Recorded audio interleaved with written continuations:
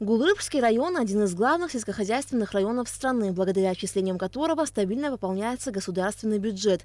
Несмотря на все трудности, возникшие из-за пандемии, уходящий год для Гулрыбского района был насыщенным и плодотворным. При поддержке правительства, районной администрации и силами местных жителей было проведено немало работ по благоустройству района. Среди них можно выделить капитальный ремонт дорог. В рамках российской инвестпрограммы в 2020 году на эти цели было отпущено 132,5 миллиона рублей. Все средства освоены, заасфальтировано 10 сельских дорог и один участок республиканской трассы протяженностью 7 километров. На сегодняшний день практически завершены все эти работы. Работы проведены в администрации села Дранда. Это основные, я назову, большие дороги. Это та, которая шла в Шаумяновку. Там большое население, компактное, которое практически осталось после войны. Ни один двор не закрылся. Также большая дорога проведена в сторону села Парнаут. Это администрация села Мачара. Следующая, это уже самая большая дорога, это федеральная трасса, которая прокладывалась двумя слоями, так как по эту дорогу используют большегрузный транспорт. Это и лесовозный транспорт, и военный транспорт. Потому нагрузка там большая, и слой был двойной и утолщенный, 6,20 ширина, ну, как и положено по всем параметрам. Протяженность мы ее сделали до села Мирхеул, это 7 километров. Вообще рассчитывали ее довести до села Цабал, но надеемся, что в следующей инвестпрограмме будет она включена. В Гулрыбском районе проделана большая работа по прокладке водопроводных труб. Нормального водоснабжения здесь не было на протяжении многих лет. Еще в 2019 году по инвестиционной программе была произведена замена основного трубопровода, но он не был введен в эксплуатацию, так как не были подключены отводящие линии. Работа по ним была начата в 2020 году, и на сегодняшний день их большая часть выполнена. Работы планируется завершить до конца текущего года и ввести в эксплуатацию новую скважину с насосными станциями. Здесь мы единственное, с чем столкнулись вот со вторым трубопроводом, вода закачивается в основной накопитель. Он на Каштаке находится, он пришел в негодность. Когда сейчас стали заниматься им, видно, что полностью закачать его невозможно, так как есть опасность того, что он может прорваться. И сейчас идут переговоры с правительством. Или же в этом году мы останемся по старой линии, пока не проведут в порядок сам резервуар. Но если же будут какие-то средства, если успеют провести сам резервуар, все остальное, все, что было по инвестпрограмме, какая задача стояла у подрядчика, они все выполнили. В районе есть спортивно-оздоровительный комплекс, в котором дети занимаются разными видами спорта. Здание спортивного учреждения еще несколько лет назад было отремонтировано в рамках российской инвестпрограммы. Однако здесь очень быстро пришло в негодность покрытие основного зала. Сейчас часть спорткомплекса в аренду взяло общество с ограниченной ответственностью «Девятка Абхазии», которое занимается подготовкой спортсменов. Предприятие на безвозмездной основе отремонтировало основной зал спорткомплекса. Перед договором более 3 миллионов рублей своих денег безвозмездно вложили в этот комплекс. Это они полностью привели в порядок полы, полностью отремонтировали обветшавшие стены, потолки, начали приводить в порядок сам стадион. Только после того мы начали вести переговоры о том, чтобы они взяли в аренду. Сегодня мы заключили с ними договор аренды. Чем привлекает нас этот договор? Тем, что все наши дети, независимо от возраста, будут заниматься у этих тренеров бесплатно. И время у них не будет ограничено. Мы будем делать комфортное для них время, когда они будут заниматься с этими тренерами. Помимо этого мы будем получать, она может и не такая большая сумма, но в бюджет будем получать и арендную плату. Это они на этот год, по крайней мере, так планируют. Это не их обязательство, они так планируют, что там будут строить бассейн, плавательный, да, он и плавательный, так как он оздоровительный комплекс, и оздоровительный будет. С ними и массажисты находятся.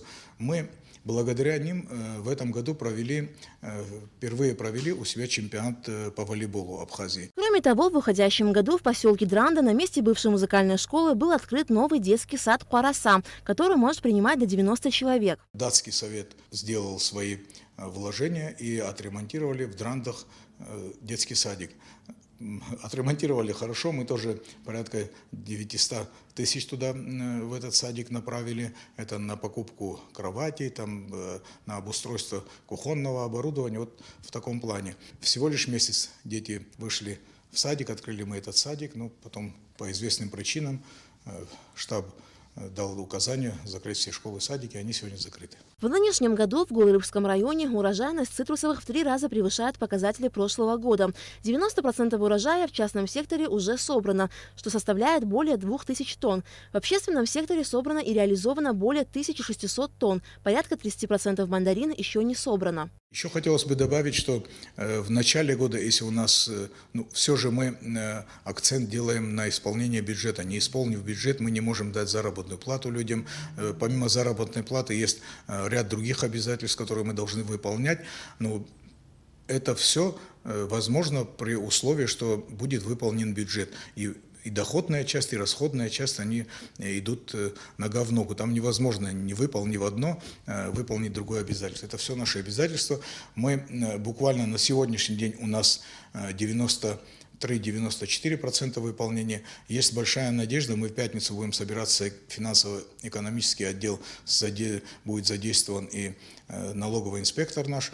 Надеюсь, что в пятницу я услышу результат, что мы 100% выполним все взятые на себя обязательства по бюджету. У местной администрации немало планов по развитию Гулрыбского района, в том числе и в курортном направлении. Есть большие перспективы в курортной сфере. Вот на сегодняшний день у нас задействованы 2 небольших объекта. Их даже озвучивать немножко. Это частные объекты курортной сферы. Все остальные объекты, довоенные объекты курортные, находятся на полосе 18-километровой береговой полосе. Ни один из этих объектов не задействован. Вот если взять любой из этих объектов, он и физически, и морально давно уже устарел. Это территории, я считаю, за ними остались. Мы сейчас ведем переговоры с 2 инвесторами. Есть большая надежда, что хотя бы один из них в следующем году задействует. Это, во-первых, большие будут вложения в Гулрыбский район для нас, для бюджета. Мы сегодня видим, насколько для людей важно то, что наш президент, будучи в Москве, обошел практически все важные для Абхазии структуры. Это и Министерство сельского хозяйства, Министерство транспорта, и все министерства. Надеюсь, что в следующем году у нас будет результат намного лучше, чем в этом году. Этот сложный год, который мы все вместе пережили, через какое-то небольшое количество дней он войдет в историю.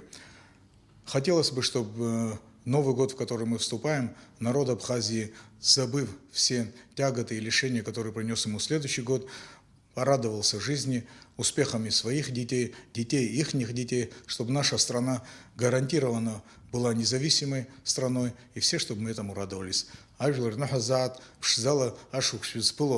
Хапха, обзера кудут за шпрыглер, аншим чала, анши губхарала, и губхаим чпион, анши айцат, абслойлер пшза, наунак за щардамта. Один из живописных и преуспевающих районов Абхазии, Гулрыбский, объединяет 9 сел и 2 поселка. В уходящем 2020 году здесь сделано немало, чтобы решить самые острые вопросы и повысить уровень жизни населения. И что немаловажно, жители и руководство района принимают в этом активное участие. Алика Трапш, Тимур Гугохи, Абхазское телевидение.